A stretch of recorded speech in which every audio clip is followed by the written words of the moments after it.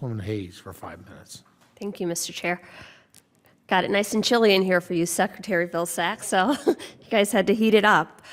Thanks for being here again to talk to us. It's no surprise, you already know what I'm going to ask about. But before I begin my questions, I just want to make note of the fact that we saw a chart earlier from the Republicans that showed that their cost neutrality plan would not cut SNAP benefits.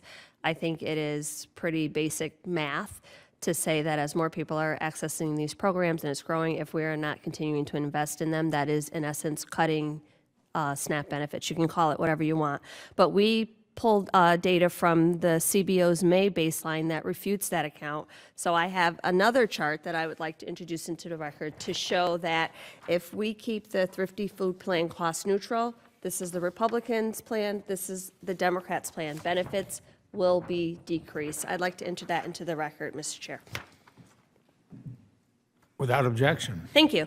Secretary Vilsack, as you know, SNAP is the leading anti-hunger program in the nation, and according to the Center on Budget and Policy Priorities, the program reduces food insecurity by 30%. I've heard several times in this hearing that food is national security, so I would hope that we would be trying to feed more people, not less, here in America. And to do that, we've heard a lot about the data and how it's collected. SNAP administrators provide application assistance, answer client questions, and offer verification guidance for SNAP applicants. Throughout the pandemic, as you mentioned earlier, there was lots of flexibility, and SNAP administrators were stretched beyond capacity as they worked to ensure families were fed.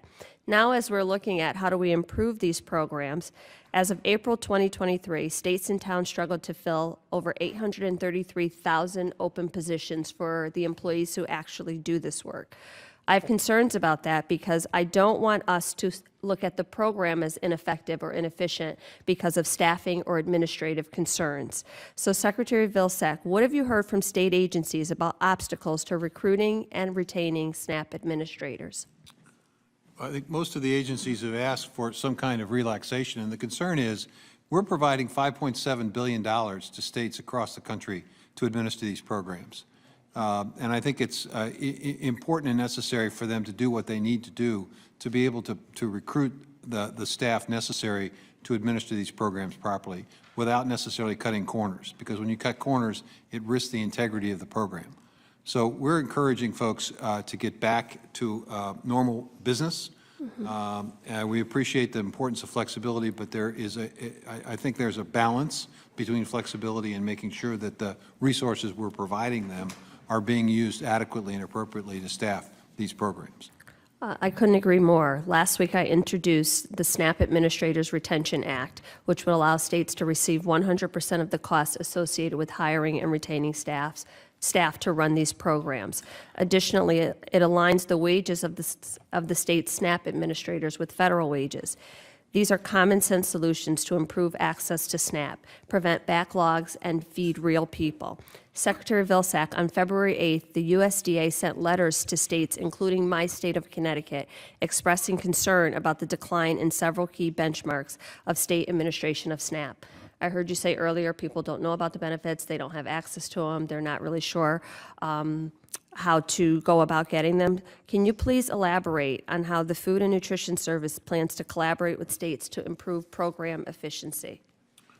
We continue to provide technical assistance to states as they grapple with particular issues. We also have the Employment and Training Program, the SNAP Education Program. There's a variety of ways in which we are providing assistance to states in the administration of this program. The challenge, I think, is that some states basically they're not as aggressive as they need to be to make sure that people who qualify for the program actually sign up for the program. So we basically keep track, and if we see somebody that's below par, we basically encourage them to step up their activities. Sometimes it's with seniors, sometimes it's with language issues, sometimes it's just making sure that the word gets out and you don't create too many barriers to participation. Well, Thank you for that. And like you, I agree that the government does work. We can make it work. I can tell you when a storm hits and FEMA comes, people are happy to see the government. I have a piece of legislation closing the college hunger gap, which does exactly that. When students apply for a FAFSA, they would know if they were eligible for a program like SNAP. And it's one government. We have the ability to communicate across agencies, and I think we could do a better job of doing that. Thank you so much for your time today. Ms. Chair, I yield back.